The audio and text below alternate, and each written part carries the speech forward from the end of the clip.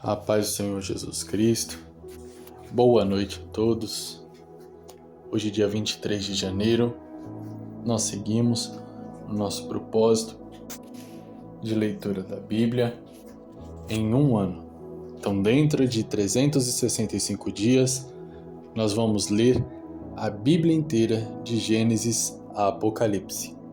Hoje é o dia 71 desse propósito e a leitura de hoje se passa pelo livro de Josué, capítulos 22 ao 24.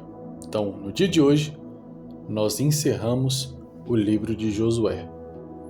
Amanhã teremos uma nova jornada e eu espero que você permaneça firme nesse propósito conosco. Como de costume, vamos ler um texto da leitura diária e fazer uma reflexão. Josué, capítulo 22, versículo 1 em diante, diz o seguinte: Josué convocou as tribos de Ruben, de Gade e a metade da tribo de Manassés. Eles declarou: Tendes obedecido tudo o que Moisés, servo de Yahvé, vos ordenou. E tendes igualmente me atendido em tudo o que vos tenho orientado. Não abandonastes os vossos irmãos durante esse longo tempo, até o dia de hoje, cumprindo a observância do mandamento do Senhor, vosso Deus. Agora, pois, Yahvé concedeu aos vossos irmãos a paz e o descanso que lhes havia prometido. Voltai, portanto, para casa, a terra da vossa propriedade, que Moisés, servo do Senhor, vos outorgou, no outro lado do Jordão. Amém? Meus amados, esse texto que nós acabamos de ler, ele nos traz um relato da história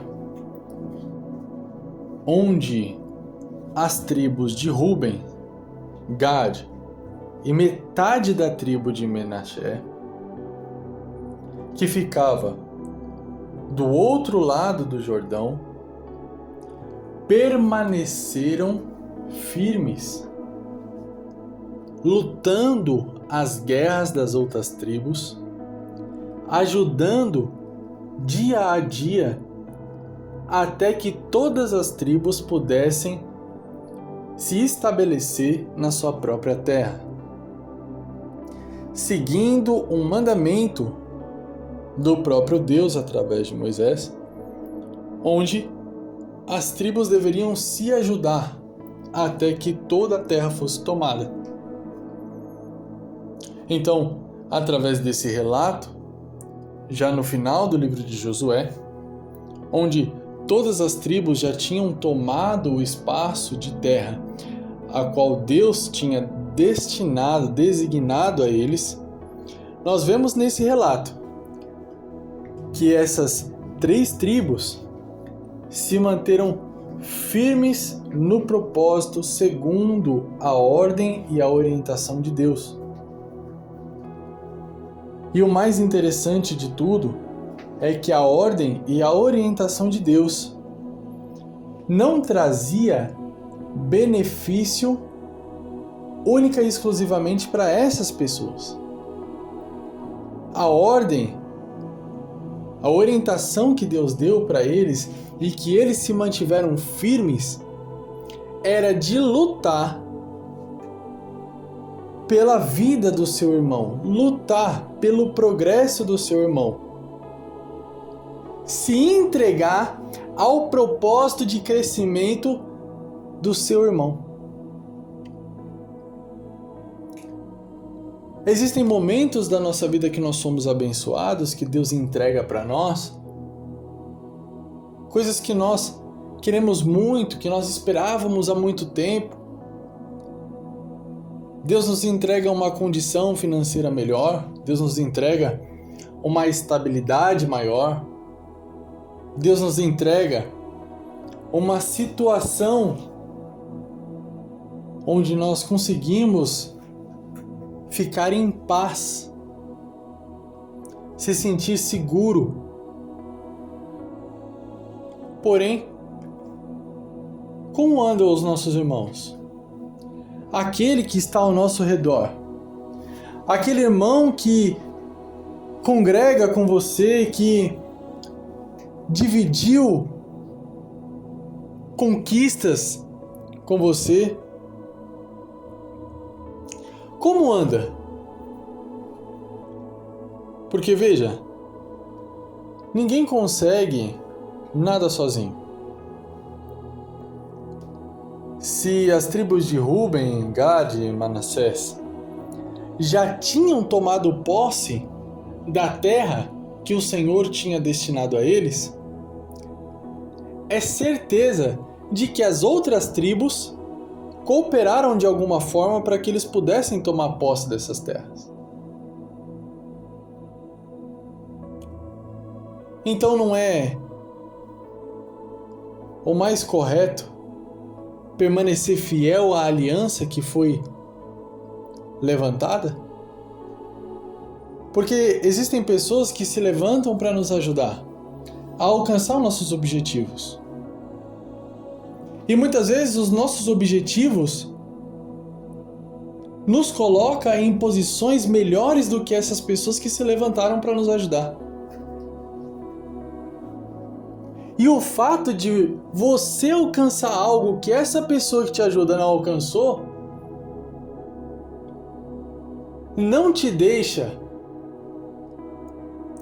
livre da tarefa de ajudar também essa pessoa a alcançar os objetivos dela. A verdade é que ama o amigo e na angústia nasce um irmão. Quando você ajuda o seu próximo, mesmo que você não tenha nenhuma recompensa aparente por isso, mesmo que aparentemente o único beneficiado é somente o próximo e não você, você faz um ato de entregar, o ato de semear, o ato de plantar na vida de outra pessoa. Quando você ajuda outra pessoa, quando você coopera para o bem de outra pessoa, quando você se entrega para o propósito de outra pessoa, aí Deus te recompensa. Aí o Senhor, Ele vem e te abençoa, te recompensa, te entrega aquilo que você precisa. Nós vemos que eles permaneceram ativos nas conquistas de terras até o líder chegar e falar: olha, tenho visto que vocês permaneceram fiéis. Vocês permaneceram firmes até agora e eles alcançaram. Eles conseguiram alcançar a paz e o descanso prometido. Então podem voltar para a terra de vocês. Quando nós olhamos aí, aparentemente, não teve nenhum bem. Não ganharam nada com isso. Eles só se esforçaram para que outros ganhassem. Porém, mais para frente, nos mostra que eles tomaram uma atitude de levantar uma réplica do altar como um ato de ostentar o pacto que eles têm com Deus, para cravar o nome de Deus sobre eles, para deixar bem claro, bem explícito quem é o Deus deles. Porém, quem olhou do outro lado do rio, olhou para eles e pensou que eles estavam edificando um altar para a adoração de deuses estranhos.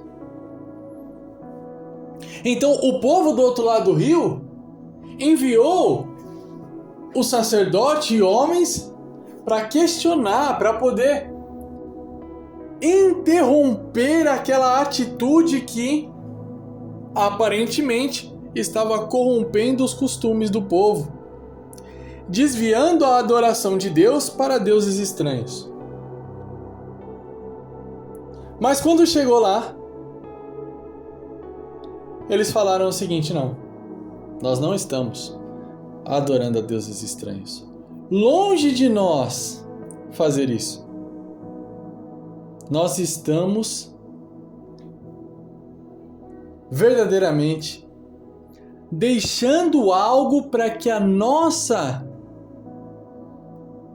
descendência possa sempre se lembrar e se resguardar, porque o nosso Deus é o Senhor, o Deus Todo-Poderoso, o mesmo Deus de vocês.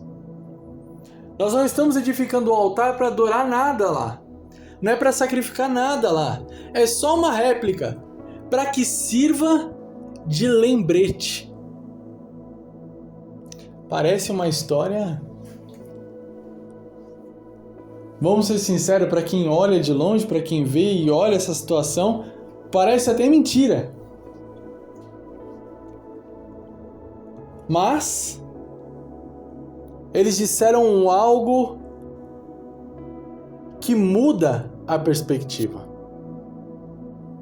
Eles disseram: se porventura nós levantamos um altar para se apartar de Yahvé e adorar outros deuses, que o Senhor nos castigue. Eles contam tudo aquilo que eles estavam fazendo, eles contam testemunho, por mais que parece ser uma história absurda, eles dizem: olha, se for mentira o que nós estamos falando, que o Senhor nos castigue. Então aquele mesmo Deus que observou a fidelidade deles em permanecer fiel ao propósito, quando aparentemente eles não tinham nada a ganhar, aquele mesmo Deus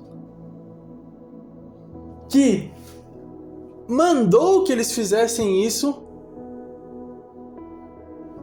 é testemunha da sinceridade, da fidelidade e da honestidade deles. Então, não se preocupe se o homem não enxerga em você aquilo que você é. Não se preocupe se o homem não acredita naquilo que você tem dito. Não se preocupe se o homem vai ou não vai reconhecer o seu esforço. Porque veja, o povo que foi até lá afrontar eles e dizer que possivelmente eles estavam adorando a deuses estranhos, era o mesmo povo que eles ajudaram a conquistar as terras. Então aquele povo foi ajudado e depois foi lá confrontar. Porém, Deus ele não enxerga com olhos humanos. Deus testifica ao coração do sacerdote. E quando ele ouve aquela história, quando ele olha para aqueles homens contando aquilo, ele se enche de alegria. E ele volta, conta, e o Senhor testifica no coração do outro povo. E o povo todo se alegra, porque aqueles irmãos verdadeiramente não se apartaram do propósito. Então não se preocupe com a perspectiva humana, com o que o homem pensa ou deixa de pensar de você, dos seus propósitos, da sua vida, dos seus costumes. Se preocupe única e exclusivamente em manter firme o seu pacto com Deus, porque quem testifica sobre a sua vida, quem testifica sobre a sua fidelidade com Ele, quem testifica sobre o seu propósito, quem testifica sobre os seus costumes, quem testifica sobre a sua vida de oração e de consagração é Deus. E aí não importa quem se levanta. Podem se levantar inimigos de longe, podem se levantar contra você amigos de perto, podem se levantar até pessoas da sua própria família. Mas o mesmo Deus que contempla a sua fidelidade em secreto, é o mesmo Deus que te justifica publicamente. Fique com essa palavra. Fique com essa orientação, com esse direcionamento da parte de Deus. Não se preocupe. Permaneça firme no propósito que você tem com Deus. Porque se foi Deus que te chamou, se é Deus que contempla o teu secreto, é o mesmo Deus que vai te justificar no momento certo. Amém? Eu quero orar por você. Deixe seu pedido de oração nos comentários.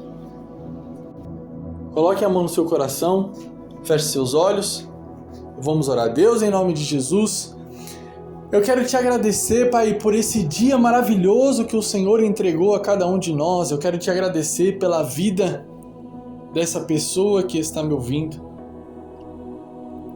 Quero te agradecer, Pai, pelo Senhor ter me dado graça de permanecer em pé diante de Ti, Pai. Eu quero te pedir, Deus, para que o Senhor visite o coração de cada uma das pessoas que estão me ouvindo agora. Que o Senhor venha fortalecer, Pai, as forças delas. Tira todo o cansaço, tira toda a opressão, tira tudo aquilo que tem tentado paralisar a vida delas. Toda a acusação satânica contra a vida dos teus filhos que seja repreendida em nome de Jesus. Todas as pessoas que têm se levantado para descredibilizar, para desmoralizar, para inventar história, para armar cilada contra a vida dos teus filhos, que sejam envergonhados e confundidos, que o teu Espírito Santo vá na frente dos teus filhos, justificando cada um deles, Pai. Em nome de Jesus, que o Senhor justifique o propósito, a fidelidade com que eles têm te servido, com que eles têm te buscado. Que o Senhor se revele de forma sobrenatural.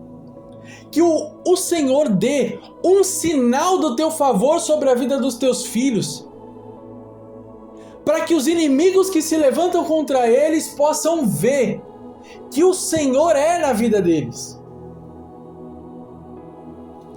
Senhor, que o Senhor testifique o propósito e o ministério na vida de cada um dos teus filhos.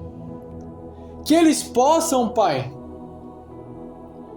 receber o livramento de toda situação que foi formada através de mal entendido, que o inimigo estava se aproveitando para tentar ceifar a vida deles. Em nome de Jesus, eu declaro livramento sobre a vida deles, sobre a família deles, sobre a casa deles, sobre os projetos, em nome de Jesus Cristo. Eu creio, Pai, que o Senhor está no controle, que o Senhor está operando em nosso favor, em nome de Jesus. Que Deus te abençoe. Até amanhã, em nome de Jesus.